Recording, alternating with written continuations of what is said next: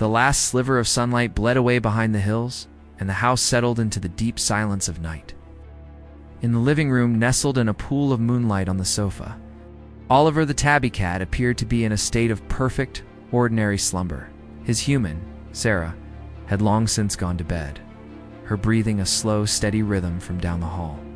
At the stroke of midnight, a change occurred, one no human witness would have believed. Oliver's ear twitched, not to a sound in the room, but to a frequency that vibrated through the very fabric of reality. His eyes snapped open, revealing irises that were no longer placid green, but pools of liquid silver, reflecting not the ceiling, but shifting constellations. He rose, a stretch of profound purpose rippling through his muscles, not of waking, but of arming. He padded silently to the darkest corner of the room, where the shadows seemed to congeal and thicken. The air grew cold. A low hum, felt more than heard, began to emanate from the space before him. With a deliberate swipe of his paw, he didn't claw at the wall, but at the air, and it tore. The rip was a jagged, silent wound in the world, about the size of a cat flap. Beyond it was not the backyard, but a swirling, bruised purple vortex, shot through with streaks of sickly green lightning. A gale of sour metallic wind rushed out, lifting Oliver's fur and carrying with it the distant, chilling echo of a shriek. Without a moment's hesitation, Oliver leapt through. The transition was instant. Cozy living room was gone, replaced by a desolate, twilight plain under a permanently bruised sky. The ground was cracked and hard, emitting a faint phosphorescent glow. This was the veil, the buffer dimension that pressed against the soft underbelly of the human world. And it was here, in this silent, bleeding place, that the parasites bred. Oliver landed in a crouch, his form already shifting. His claws, ordinary in Sarah's world, extended into curved obsidian sickles that gleamed with an inner light. His fur crackled with static energy, each strand standing on end. He was no longer a pet. He was a weapon, honed for a single, brutal purpose. He didn't have to wait long. From a fissure in the ground 100 yards away, it emerged. It was a formless thing at first, a slick, oil-black mass that flowed like tar. Then it began to coalesce, sprouting ragged, spindly limbs tipped with needle-like barbs. A single, lidless eye, the color of a fresh bruise, opened in its center, fixing on Oliver with mindless hunger. This was a gloom drinker, a creature that fed on the peaceful dreams of sleeping humans, leaving behind a residue of dread and waking fatigue. It charged, not with a roar, but with a horrible, wet, slithering sound. Oliver met it head-on. He moved as a streak of brown and silver, a blur of motion against the stark landscape. He dodged the first lashing barb with an impossible contortion, the needle passing so close it shaved a few hairs from his flank. He sprang, not away, but up, using the creature's own bulbous torso as a springboard. As he sailed over it, his obsidian claws raked down its back. The sound was not of tearing flesh, but of rending ectoplasm. Ichor, the color of ink, and old blood spurted from the wound, sizzling where it hit the ground. The creature shrieked, a high-frequency sound that made the air tremble. It whirled, lashing out blindly. One barb caught Oliver across the shoulder, not a deep cut, but one that burned with a cold, invasive agony. A bead of crimson, shockingly bright against his fur, welled up and fell. It was the first blood of the night, a tiny, vital price. The pain seemed to focus him. His silver eyes narrowed. He feinted left, then dove under a sweeping limb, coming up inside the creature's guard. With a final devastating thrust, he drove both sets of claws deep into the pulsing core around its eye. There was a silent implosion. The gloom drinker shuddered, its form unraveling into black smoke and a final fading wail that was swallowed by the vast, silent plain. Oliver dropped to the ground, breathing hard. The cut on his shoulder throbbed, the only warmth in this cold place. He cleaned it meticulously, his rough tongue wiping away the trace of his own blood and the residue of the foe. The portal back to his living room corner shimmered, waiting. He took one last look across the haunted plain.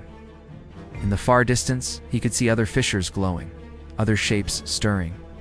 The night's work was not over. It was never over. But for now, this breach was sealed. He slipped back through the tear, which sealed itself behind him without a scar.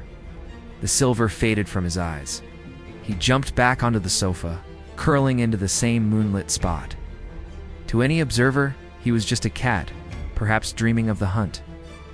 Only a single, nearly dried speck of blood on his shoulder, and the profound, protective silence that now filled the sleeping house hinted at the truth of the midnight vanishing. Sarah could not sleep. A low-grade anxiety, formless and persistent, had coiled in her stomach since midnight. It was the silence that felt wrong. The house was never truly silent. There was always the hum of the refrigerator, the settling of old wood, the soft thump of Oliver jumping from a windowsill. But this silence was absolute, a heavy wool blanket smothering the familiar sounds of home. Driven by a restlessness she couldn't name, she rose from her bed. The digital clock glowed 3:17 a.m. She padded barefoot into the darkened living room, her eyes instinctively seeking the sofa, Oliver's favorite moonlit throne. It was empty. A prickling sensation traveled up her spine. This was not unusual. He was a cat, nocturnal by nature. But the air in the room was frigid, far colder than the rest of the house. It carried a faint, acrid tang like ozone after a lightning strike, and something else. Something coppery. Then she saw it. In the deepest corner of the room, where the shadows pooled into absolute blackness, a vertical slit of light hung in the air. It was the size of a large book, jagged at the edges like torn parchment, and it pulsed with a sickly violet glow. From it wafted that chilling wind and that metallic smell, now unmistakably the scent of blood. Fear rooted her to the floorboards, a cold, solid block in her chest. This was no trick of the light. This was a wound in her world. As she stared, paralyzed, a silhouette blocked the light from the other side. It was Oliver, but not her Oliver. He was a creature of war, poised in a defensive crouch on some strange, glowing ground. His fur was matted with dark, wet patches that could only be ichor or blood. A fresh, angry gash scored his flank, welling with ruby droplets that fell slowly, too slowly, into the alien dust.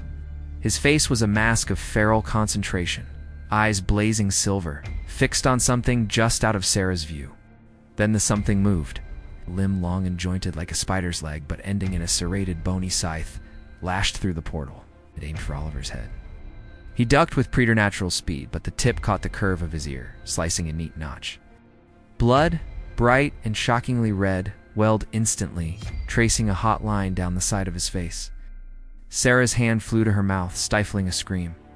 This was no dream. Oliver didn't flinch from the pain. He used the momentum of his dodge to spring, a coiled spring of muscle and fury. He vanished from her view for a second, and the portal's frame shook with the impact of a struggle she could only hear. A terrible, wet tearing sound, a high chittering shriek that was cut brutally short, and a heavy liquid thud. The violet light in the portal flared, then dimmed. A moment later, Oliver reappeared in the opening. He was panting, his sides heaving. More of the strange black ichor speckled his muzzle and chest, mixing with the crimson of his own wounds. He turned his head, and his silvered eyes, still burning with the aftermath of violence, met Sarah's wide, horrified gaze from across the room. There was a heartbeat of perfect, terrible understanding. She saw the wild guardian, steeped in the gore of a battle she could not comprehend. He saw the fragile human witness, her safe world breached by the horror he fought to keep at bay. A profound shock passed between them, a silent collision of realities. Then, with a visible effort that seemed to pain him, Oliver's blazing eyes softened. The silver leaked away, replaced by a faint pleading green, her Oliver's green. He gave a small, exhausted chirp, a sound utterly alien to the warrior of a second before, and took a limping step towards her, back into her world. The portal snapped shut behind him with a sound like a sucked-in breath, leaving only the undisturbed wall and the lingering chill.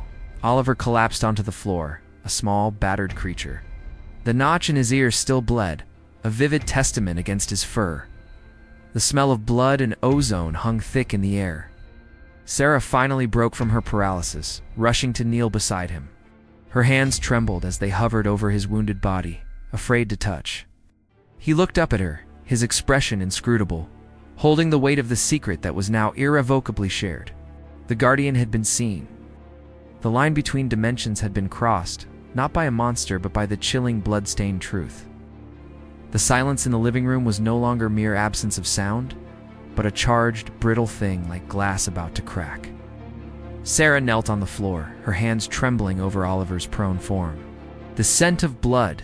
His blood was sharp and real in her nostrils, erasing any lingering hope that what she had seen was a nightmare. The jagged notch in his ear seeped a slow, persistent crimson. Oliver did not seek her comfort. He was a knot of tension, every muscle taut, even in exhaustion. His green eyes, now devoid of that unearthly silver, held hers with an ancient, weary gravity. This was no longer a pet awaiting care. This was a soldier after a battle, assessing a civilian who had stumbled onto the battlefield. With a pained but deliberate movement, he pulled himself away from her hovering hands. He limped to the center of the room, the one where a square of moonlight fell clean and pure upon the rug. He turned to face the corner where the portal had been, his back to Sarah, his tail twitching with residual adrenaline. Then he began to clean himself. It was not the leisurely grooming of a domestic cat. It was a ritual, methodical and urgent. His rough tongue scoured the black, oily ichor from his fur first. The substance sizzled faintly where it dripped onto the floorboards, leaving tiny, acrid burns. Once the enemy's residue was gone, he attended to his wounds. He licked the gash on his flank, his whole body flinching at the taste of his own blood, but he did not stop. He was sealing, disinfecting, erasing the evidence. The cut on his ear received the same meticulous care. The blood there was stubborn, matting the fine fur, but he worked until only a clean, damp line remained. Sarah watched her own heart pounding a frantic rhythm against her ribs. She wanted to speak, to demand answers, to gather him up and lock the doors. But the solemnity of his actions held her tongue. This was his duty, and her intrusion had not absolved him of it. As if reading her thought, Oliver turned his head. His gaze swept from her, to the dark corner, and back. A low, resonant hum began in his chest, a sound she had never heard before, a vibration that seemed to tune the very air. He closed his eyes. Before Sarah's disbelieving eyes, the wounds on his body began to glow with a soft, internal light. The angry red lines of the gash knitted together, not with the slow process of days, but in a swift, visible closing of flesh, leaving behind only a thin silver scar that quickly faded into his tabby stripes. The notch in his ear remained, a permanent badge of the night's combat, but it ceased to bleed. The moment the healing was complete, his head snapped toward the corner, the hum cut off. The air grew cold again. A new tension, sharper than before, stiffened his body. A different fissure was opening, not the one he used, but a weaker, ragged tear forced from the other side. The scent of rot and static poured forth. Oliver's transformation was instantaneous. The domestic softness burned away, replaced by the lethal predator. His form seemed to grow denser, his claws extending with silent, deadly promise. He cast one last, searing look at Sarah, a look that was not a plea, but a command. Stay. Back. Then he was gone, a streaking blur of motion that hit the wall not with a thud, but with a ripple. He passed through the solid plaster like a ghost, vanishing from the room. A choked scream died in Sarah's throat. She scrambled to the wall, her palms flat against the cool, unyielding surface. From the other side, from what should have been her neighbor's quiet bedroom, came the sounds of the war he had brought home. A crash of breaking pottery, a horrific gurgling shriek that was abruptly silenced. The thump of a heavy body hitting the floor. Then, a wet, tearing sound that seemed to go on and on. Terror held her captive. She stood there, listening to the carnage happening just inches away, separated only by a layer of wood and plaster. Her own breath was loud in the suffocating quiet of her home, now a fragile outpost against a tide of unseen horrors. Blood, a dark, oily trickle, began to seep from under the baseboard, pooling slowly on the polished floor. The Guardian's duty was not confined to a single portal. It was a ceaseless patrol, a vigilant defense of every weak point in the veil around his charge. And tonight, the battlefield was not a distant alien plane. It was here, in the very walls of her world. The blood seeping across her floor was the proof, a stark, viscous message that the duty was brutal, unending and closer than she had ever dared to dream. Oliver's return was not a reappearance but a materialization. He coalesced from the shadows of the hallway, his form seeming to knit itself together from wisps of the darkness he had just traveled through. The blood on his paws, both the tarry black of the gloom drinker and the rust red of its victim from the neighbor's house, left faint, damning prints on the floorboards. He ignored them, his focus absolute. The barrier here was thin, bleeding through like a wound. For 3 nights, Sarah had existed in a state of suspended terror. Sleep was impossible. She followed Oliver with her eyes, watching the midnight transformation. Flinching at the silent rips in reality that only he seemed to see. She had scrubbed the alien blood from under the baseboard until her fingers were raw, but the stain, a faint gray smear, remained. She was a prisoner in a war zone, and her warden was a creature of impossible grace and silent violence. Tonight felt different. The static charge in the air was not a single point of tension, but a diffuse, prickling web. Oliver felt it too. He paced the perimeter of the living room, his silvered gaze not on one corner, but scanning the entire room. His ears swiveling to track frequencies Sarah could not perceive. A low, harmonic growl rumbled in his chest. Not a threat, but a signal. From the shadows beneath the bookshelf, another shadow detached itself. It was a sleek, obsidian cat with eyes like chips of amber flame.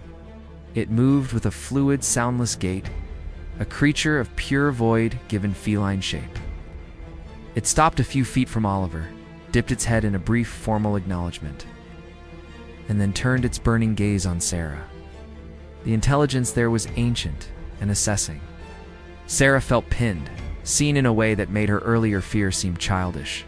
A second arrival came not from the shadows, but from the air itself. With a soft rustle of what sounded like dried leaves, a creature alighted on the back of the armchair. It had the form of a barn owl, but its feathers were the color of tarnished silver and ink, and its face was an intricate mask of bone-white markings that seemed to shift in the low light. It regarded Sarah with one enormous black eye that held swirling galaxies of cold light. They were a council of guardians, a silent convocation in her home. No words were exchanged, none were needed. Oliver gave a soft chirp, a complex sound layered with meaning. He turned and swiped a claw at empty air, and a new portal shimmered into being. This one was not a jagged tear, but a smooth vertical pool of liquid darkness, its edges held steady by Oliver's will. Through it, Sarah caught a fleeting, horrifying glimpse of the veil. It was not empty. In the distance, monstrous shapes moved against the bruised sky. Not solitary hunters, but a loose, pulsing herd. The very ground seemed to quiver. The black cat's tail lashed once. It flowed through the portal like smoke, disappearing into the gloom. The owl spread its silent wings, gave a hoot that vibrated in the marrow of Sarah's bones, and followed. Oliver paused on the threshold. He looked back at Sarah, and for the first time, she saw something beyond duty or wariness in his eyes. She saw a plea, a desperate need for her to understand the scale. This was not his fight alone. The shadows held allies, but the darkness bred legions. He held her gaze for one more heartbeat, a silver-eyed soldier reporting for a doomed deployment. Then he leaped, and the portal sealed behind him, leaving the room emptier than ever before. Sarah was alone, but the air hummed with the afterimage of their power. The scent of ozone and distant rain was thick. She walked to the space where the portal had been and knelt. On the floor where the obsidian cat had stood was a single, perfect paw print. But it was not stained with blood or ichor. It was filled with a soft, phosphorescent starlight, a tiny beacon in the dark. And on the armchair where the bone-faced owl had perched, a single ink-black feather lay. As Sarah watched, it dissolved not into nothing, but into a handful of shimmering dust that smelled of parchment and winter wind. They had left her signs. They were not just fighting monsters in the dark. They were a fragile network, a whispered resistance. Oliver, was part of it. The terror remained cold and heavy, but now it was edged with a devastating, humbling awe. The shadows were not empty. They were mustering. And the blood that would be spilled tonight would be a tide, not a trickle. The phosphorescent paw print faded at dawn, as did the scent of winter wind from the owl's feather. But the silence they left behind was no longer empty. It was a held breath. Sarah felt it, a pressure building in the walls of the house, a tinnitus of dread that even daylight could not dispel. The space where the Allies' portal had opened felt thin. It's like worn canvas. And sometimes she thought she saw the wallpaper ripple. Oliver returned with the gray light of morning. He did not coalesce from shadow this time, but dragged himself through a crack in the air above the sofa, falling more than landing. He was a tapestry of ruin. Long, raking claw marks scored his back, welling not with blood, but with a viscous silvery fluid that smoked where it dripped. One of his forelegs hung at an unnatural angle. The notch in his ear was the least of his wounds. He did not attempt his healing ritual. He lacked the strength. He simply lay there, panting shallowly, his silver eyes dimmed to a pained, clouded gray. Sarah rushed to him, her own fear forgotten in the face of his utter devastation.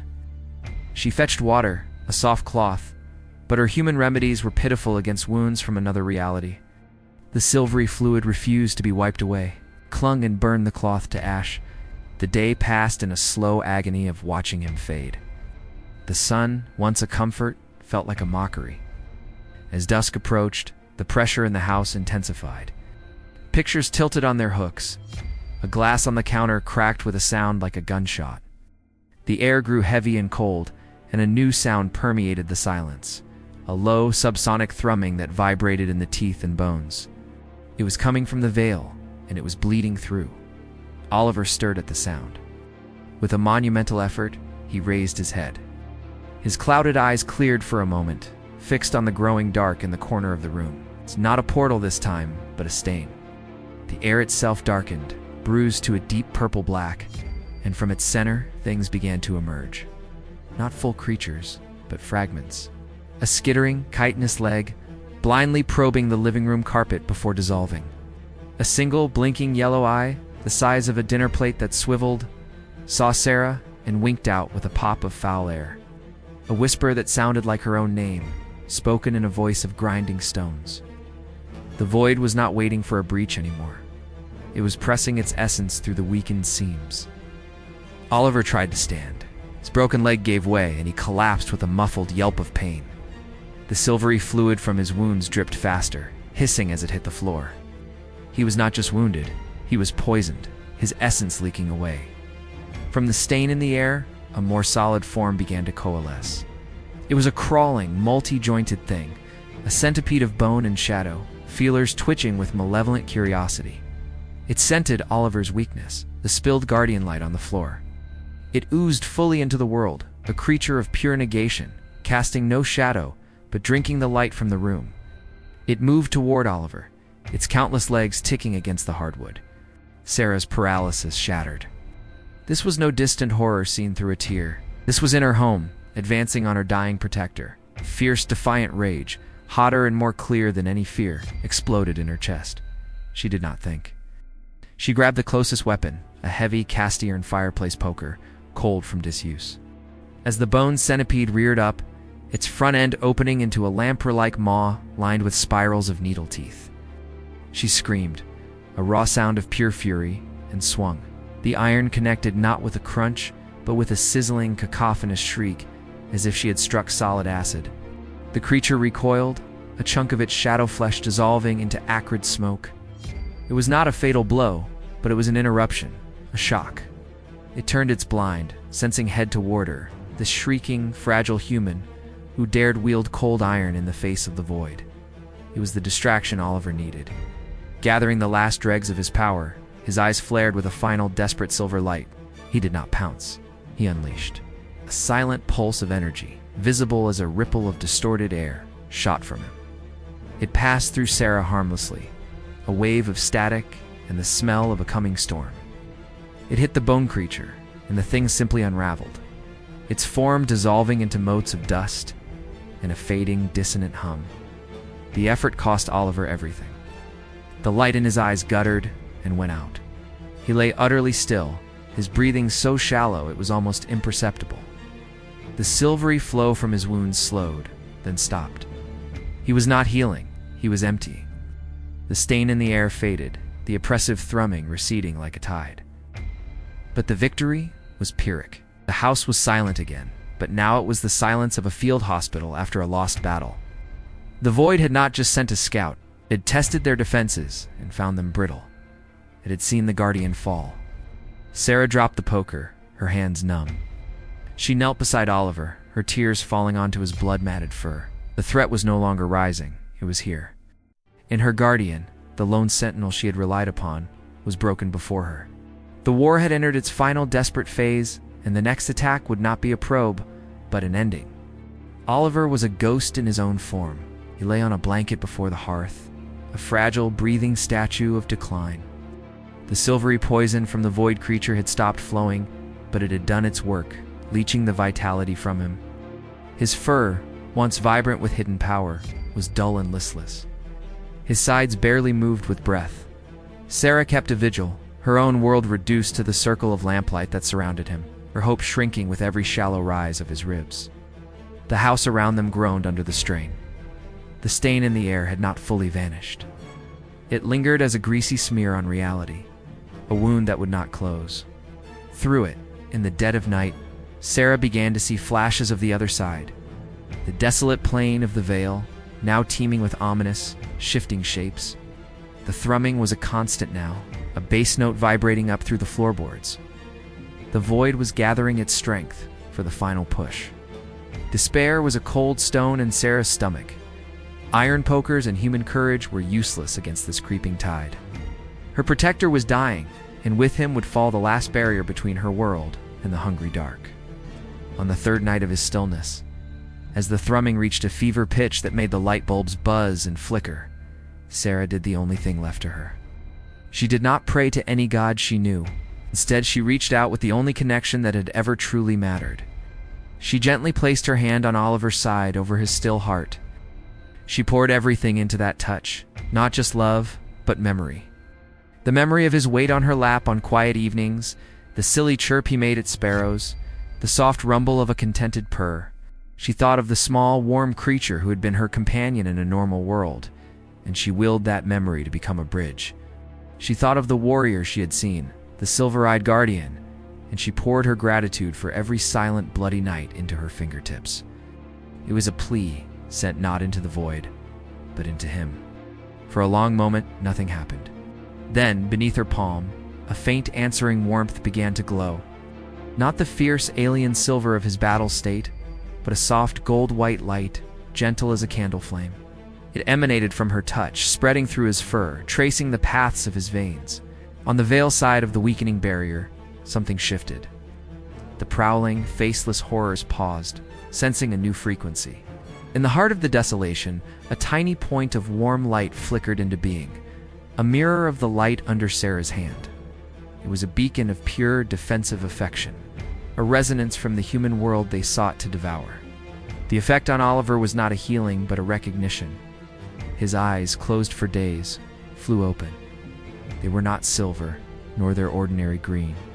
They were pools of that same gold-white light. With a shuddering gasp, he drew a deep, ragged breath, his body arching slightly off the blanket. The connection was more than emotional. It was a tangible circuit.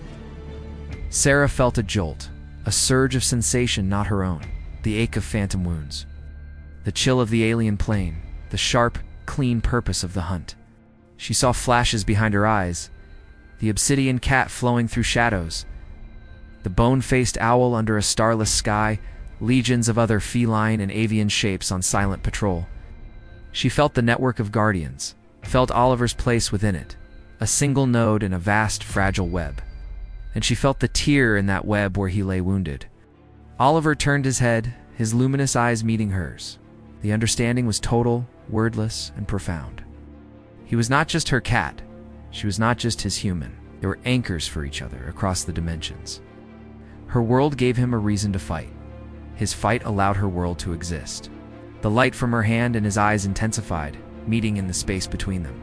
With a sound like a sigh, the greasy stain on the air flared and then contracted, forced back by the combined resonance of their bond. The thrumming faltered. Oliver, fueled by this borrowed strength, the pure essence of the bond he defended, struggled onto his paws. He was unsteady, fragile, but he was upright. He limped to the center of the room, to the place where the pressure was greatest. He did not slash at the air, he simply stood, a small, wounded creature, glowing with borrowed light, and pushed back. The wall between worlds firmed. the visions of the veil faded. The thrumming receded to a distant, frustrated murmur. The gold-white light slowly dimmed from them both. Exhaustion, profound and shared, crashed over them. Oliver staggered back to the blanket and collapsed, but this time his breathing was deeper, rhythmic. The deathly pallor was gone, replaced by the simple fatigue of a creature pushed to its limit. Sarah slumped beside him, her hand still resting on his side, the echo of his memories and duties singing in her blood. They were both forever changed. The bond was no longer an unseen tether of affection. It was a forged weapon, a channeled force. She had not just witnessed his war, she had for a moment joined it. And as the true silence of peace returned to the house for the first time in weeks, she knew the final battle would not be his alone. The keeper of the two worlds had found her voice, and it was a roar wrapped in a whisper. The silence that followed the bonding was not passive, but potent. It was a silence re-won, a fragile armistice holding back the tide. Oliver healed, but the scars remained, the notch in his ear, the faint silver tracery along his ribs, visible only in moonlight. Sarah no longer flinched at the cold spots in the house. She recognized them now for what they were, thin places, watch posts. She had become the anchor. Her consciousness, once bound by the walls of her home, now held a faint, perpetual awareness of the veil. A distant pressure, a silent hum at the edge of hearing. She could feel Oliver's presence within it, a steady, silver pulse moving through the gloom.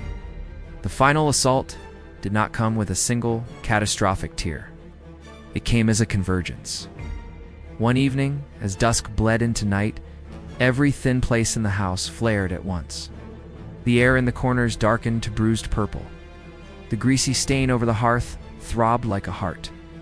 From the backyard, through the kitchen window, Sarah saw the very night sky ripple, as if reality were a pawn struck by a stone. The thrumming rose to a deafening roar, a physical force that shook pictures from the walls and splintered a drinking glass on the counter. Oliver stood in the center of the living room, already transformed, his silver eyes like beacons. But he did not leap into a portal. He looked at Sarah, and the message was clear. This is everywhere. The obsidian cat flowed from the shadow beneath the sofa, its amber eyes blazing. The bone-faced owl materialized from a swirl of mote-laden air above the bookshelf. But they were not alone. A badger with fur like carved granite shouldered its way through a ripple in the floorboards. A fox with 9 tails of flickering blue flame appeared on the hearth. The living room was now a command post, a gathering of Earth's quiet guardians, their forms humming with power. Oliver gave a sharp, commanding yowl. It was a sound of strategy, not challenge. In response, each guardian turned to a specific point of pressure. They did not wait for the breaches to open. They attacked the weakness itself, claws, in beaks and teeth tearing at the fabric of the intrusion, fighting the invasion from the human side. Sarah understood.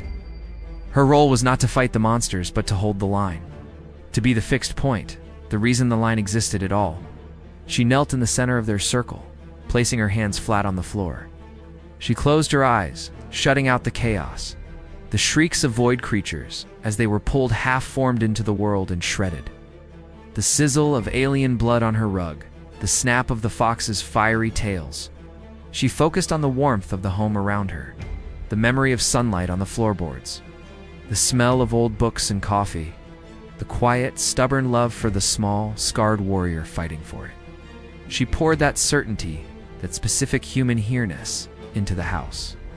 A golden light, the same as had passed between her and Oliver, began to emanate from her. It spread across the floor in a slow, rippling wave, a placid lake pushing back against a stormy sea. Where it touched, the dark stains receded. The thrumming faltered. On the veil, Oliver felt it. The anchor held, firm and bright. He led the countercharge not as a lone sentinel, but as the general of a legion. He moved with lethal precision, a streak of silver and shadow, directing the obsidian cat to flank a lumbering behemoth, signaling the owl to dive-bomb the writhing tendrils of a central mass. The battle was a symphony of violence, a blur of claw and flame and tooth against a chaos of oozing shadow and snapping bone. Guardian blood, luminous and silver, mingled with the black ichor of the void and the dead dust of the plain. Back in the living room, a tendril of pure darkness, thin as a wire and sharp as a scalpel, shot from the main stain. It bypassed the battling guardians, aiming for the source of the stabilizing light for Sarah's heart. Oliver saw it through the fray. The desperate shriek, he disengaged, moving not through space but through the bond itself. He poured his essence back along the tether of gold light. He materialized in the living room, not in flesh, but as a shield of solidified silver energy, directly in the tendril's path. The dark wire struck him. There was no sound but a flash of blinding, conflicting light. Oliver's physical form, still on the veil, shuddered. In the living room, his spectral shield shattered into a million glittering motes. But the killing tendril dissolved with it. The convergence broke. The void, repelled by the unified front and the immutable anchor, recoiled. The stains vanished. The guardians, bloodied and panting, faded back into the shadows from whence they came, leaving only the signs of their passage. A scorch mark from the fox, a single granite claw from the badger, a scattering of ink-black owl feathers. Silence, true and deep, returned. Exhausted, Sarah opened her eyes. Oliver lay on the floor before her, his fur matted with otherworldly gore, new burns along his flank, but his chest rose and fell strongly. His green eyes, her Oliver's eyes, met hers. He limped over, pressed his head against her trembling hand, and a rough, steady purr filled the quiet room. He was the guardian, she was the keeper, the one who held the memory of peace, the reason for the war. He would still vanish at night, the scars on both worlds demanding his watch. But now, he did not go alone. Her will went with him, a golden light in the gloom. And the home he returned to was not just a haven, but a fortress they had defended together. The two worlds, forever separate, were forever held in balance by the keeper and her cat.